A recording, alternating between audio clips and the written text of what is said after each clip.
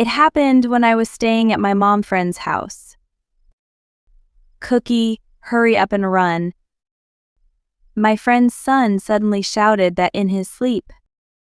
Cookie is his beloved dog. I suddenly realized my mom friend's misdeed the moment I heard that sleep talk. The mom friend tried to cover up her misdeed, but unfortunately there is undeniable evidence against her. I told her firmly, you are a failure as a person and a parent. Please, overlook it. Just not the police, please.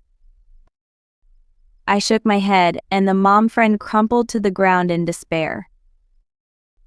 My name is Emily, and I am a full-time housewife. I live happily every day with my husband, my son Daniel, who is in kindergarten, and our dog Max. I was visiting a friend's house with my son. Excuse me for intruding. Oh, this is a cake from a recently popular shop. Maybe we could have it during dinner sometime. Oh, you don't have to be so nice to me. Thank you for everything. Madison smiles graciously as she says this. I have many mom friends, but I was especially close to Madison among them. The kids were close to each other, but there was another reason for their closeness. Yes, that was about 6 months ago. Max. Where did you go? That day, my dog Max got lost on a walk. It seems that I had taken my eyes off him for just a moment and he had gone somewhere by himself. I regretted my mistake and I looked around frantically for him. Max was a curious personality, so he may have chased after dragonflies. However, even though Max had a strong personality, his body was quite old. Max was 12 years old at the time, which is almost 70 years old in human terms. He would not be strong enough to survive as a stray dog. Besides, Max had been my beloved family member since I was in junior high school. He was my irreplaceable partner who was always there for me when I was accepted to college and when I had my heart broken. I even distributed flyers for lost dogs for Max and didn't hesitate to offer a reward. But still Max could not be found. I did not even receive a call from the public health center, which I told them not to dispose of the dog as a wild dog. A week had passed since the search began, and I was sitting on a park bench at my wit's end. What's wrong? I think you are Emily from the same class as Michael, wasn't it? Oh, Madison. What? I ran up to her. Madison was holding Max in her hand. She told me that a few days ago, she rescued him trembling near the riverside. I was so happy to see Max again and thanked her again and again. She was reserved, but of course I gave her a reward. In other words, Madison is like a family benefactor to me. Since then, she and I have deepened our relationship, and my sons and I often play together. Today, at our son's insistence, Daniel was scheduled to stay overnight at Madison's house.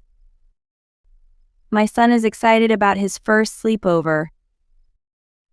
Michael, your dog is so white and fuzzy. What's his name? His name is Cookie. The children were happily playing with Madison's dog. I casually asked her as I looked at the friendly and adorable dog. That's very unusual. Is it a Samoyed? Yes, my husband is away from home on an assignment, so I wanted to make sure Michael wouldn't be lonely. Samoyeds are a friendly breed, so I'm sure they will make a good family. Oh, by the way, the other day in front of the station. I said that much and then cut off the conversation. As I spoke, I suddenly remembered something. Oh?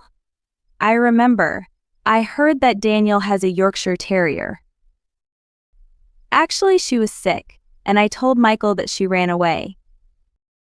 Madison looked uncomfortable. I'm so sorry. I apologized to her in a hurry. Then, to lighten the heavy atmosphere, I changed the subject. We started chatting about kindergarten events and complaints about our husbands, among other small talk. And so the happy time flew by. It was already dinner time. Madison, you are an excellent cook. What is the secret ingredient in this curry? It's a secret. It's worth all the effort I put into it. Please eat a lot, Daniel.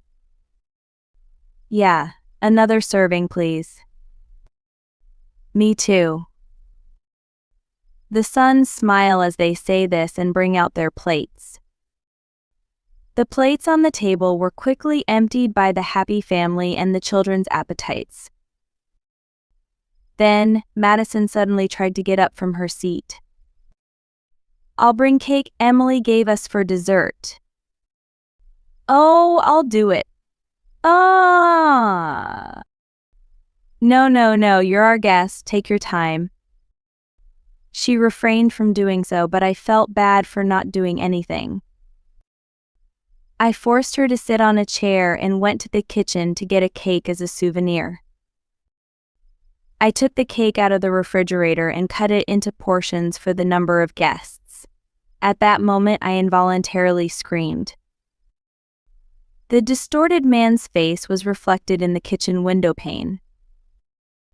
Emily, what's wrong? Everyone rushed over in a flurry. I looked at the window and saw a man's face. I looked at the window as I said this, but the man's face was no longer there. It was frosted glass, so I must have misjudged something. No, but surely that was. I was scared, but Madison said with a laugh next to me, it must have been your imagination. Maybe it was the reflection of a car light, or maybe there was a stray cat. I was not quite convinced by her words. However, it would not be prudent to pursue the subject any further. I looked and saw that Daniel and Michael were frightened. Michael seemed especially scared and was hugging his dog Cookie. She must have been thinking of the children when she said, "A ghost." I'm sorry, I think I misunderstood you. Now let's all eat cake together. I smiled at Michael and reassured him. Then we got back on track and ate the cake for dessert. All the while, I acted normally. But inwardly, I was filled with an inexpressible sense of anxiety.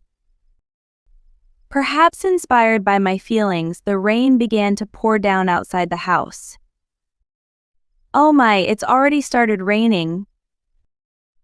I guess so. The weather forecast had it starting much later. Suddenly it was pouring down, and I started to get ready to leave in a hurry. Then Michael said to me, "Don't you stay here with your us? But it would be a nuisance for you to suddenly stay the night." Of course I was about to say no, but then I stopped myself. Madison's husband is currently working away from home. According to her story, he will be back soon, but of course he is not here today. If the intruder reflected in the window glass wasn't just my imagination, even though it might seem a bit intrusive, I decided to ask Madison for permission to stay overnight. One more woman would not make any difference, but it would be better than no woman at all. I informed my husband of my intention to stay overnight and left Max in his care. Next, I said to Daniel, who was wearing pajamas, "Well then, I'm going to sleep in the room over there. Okay, good night." Daniel went into the children's room with Michael. I also climbed into bed, praying that nothing would happen. The rain was beating on the roof and the wind was shaking the windows. I woke up with a strange feeling of difficulty sleeping. My blurry eyes glanced at the clock and saw that it was already past midnight. I headed for the bathroom, trying to suppress the mysterious feeling of uneasiness that was clinging to me. As I left the room, I suddenly noticed a strange light in my vision. I saw that the door to a room at the end of the hallway was slightly ajar. The light seemed to be leaking from that room. Madison. It is not good to wander around other people's houses. However, I walk into that room like an insect lured by a moth light. Glancing into the room, I noticed a cup of coffee and a laptop with the power on placed on the desk. Presumably, Madison had been working on something just until a moment ago. Despite feeling guilty, I found myself staring at the computer screen. To my surprise, there were various images of dogs and cats displayed on the screen, which puzzled me. Next to the images were names, addresses, and mysterious amounts of money. To my surprise, there was even a picture of my dog, Max.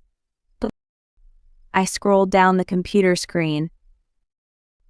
At that moment, a loud noise erupted from outside the house, causing me to jolt upright.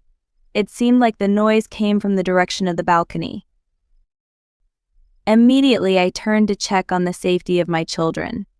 The balcony was connected to the children's room. With Madison's whereabouts unknown, I had no choice but to take action. I crept into the children's room, being mindful of my footsteps. From the looks of it, there is nothing wrong with the room. Our sons were sleeping peacefully and cutely in the darkness. On the other hand, a small shadow was standing in front of the window leading to the balcony. The shadow was a Cookie. Apparently, Michael always sleeps with Cookie. Cookie was staring at the window with the closed curtains. I fearfully tried to touch Cookie. Just before I touched Cookie, "Get out of here." I was startled by an exclamation echoing from behind me and reflexively turned around. I looked and saw Michael, who looked like he was in a lot of pain and was talking in his sleep. "Cookie, hurry up and run. Ghost. Don't take Cookie away." Saying this, Michael hugged the pillow tightly. Then he started calling other names besides Cookie. Choco, Marin, Coco, Latte. These were all names I had just seen on the computer. At this moment, I realized that Madison had kidnapped someone else's pet. Madison was kidnapping other people's pets and cheating them out of their reward money. Based on the amount of money on the computer, she may have been involved in resale in some cases. I had no proof, but I could only assume so. Michael believes that pets come and disappear in the house, so he probably thinks it's the work of ghosts. Then could it be that the man reflected in the window glass? I murmured as I slowly opened the curtains by the window. As expected, there stood a man wearing a raincoat. If it were true, it would be natural to let out a scream and feel my legs go weak. But at that moment, I already knew who he was. I was a bit of an acquaintance myself. Cookie pressed his paws against the window pane and wagged his tail happily. Convinced that the man was not some kind of pervert, I opened the window and stepped out onto the balcony. "I knew it was you, Matthew. Thanks for the other day. But why are you in this house?" His name was Matthew, and he was a college student who had handed out flyers in front of the station about 2 weeks earlier, looking for his dog. I felt sorry for him and kindly listened to him at that time. So I remember each other's face well. "What are you doing on the balcony of someone else's house?" I admonished him, and Matthew said apologetically, according to the story, he had been looking for his dog Charlie ever since.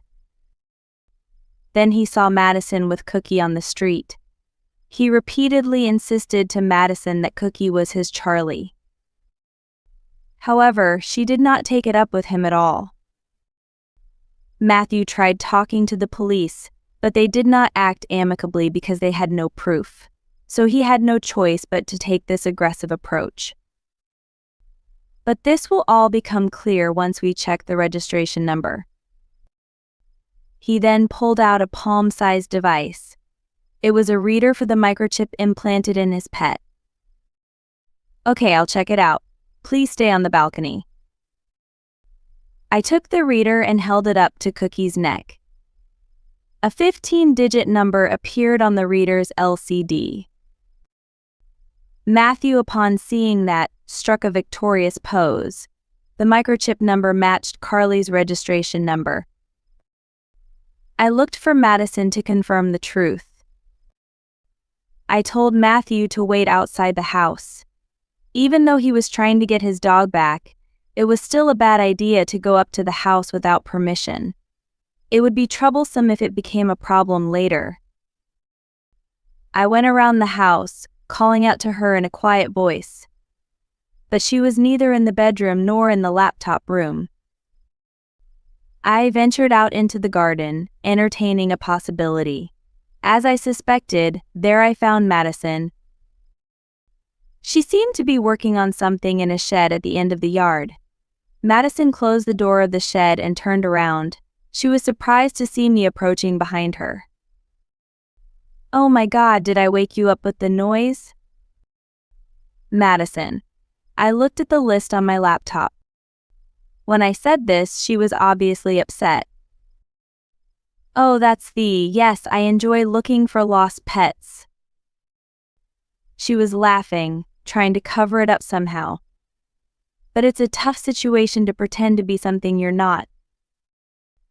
The shed must have contained tools of the trade for kidnapping and resale. I had just glimpsed several cages and other equipment in the storeroom. Was the protection of Max also a self-induced act? For the reward money? No, that was your mistake. She still denied it. Then Matthew arrived there. He presented the number on the reader to her and said, "There's no way to deny it. I checked the registration number on the microchip." Gah. You. Instantly, Madison's face wore a bitter expression. She must have sensed that I wasn't surprised by Matthew's presence, and then, perhaps in a fit of pique, she began to lose her temper. "Emily, you're disgusting, entering someone else's room without permission. I thought we were best friends." "I thought we were best friends too. I'm so sorry." "You're also an idiot for doing this with your pet. I'm suing you. If that brings Charlie back, I hope." Saying this, Matthew glared at her. I was also furious with her. She thinks of pets as nothing more than tools for making money. She probably doesn't think about the pain and sorrow of those who have lost their pets, not even for a millimeter. In fact, this is what she said to me. "What's the big deal about a pet? Just buy another one," I said in a strong tone to her, as if she had no remorse. Pets are precious family members. There's no replacement. You've hurt not only numerous pet owners but also Michael, haven't you? "Michael? What do you mean?" I told her the bedtime story of Michael. She finally looked away from me as if frightened. I continued resolutely. "Madison, you have failed as a person and as a parent. Please be judged.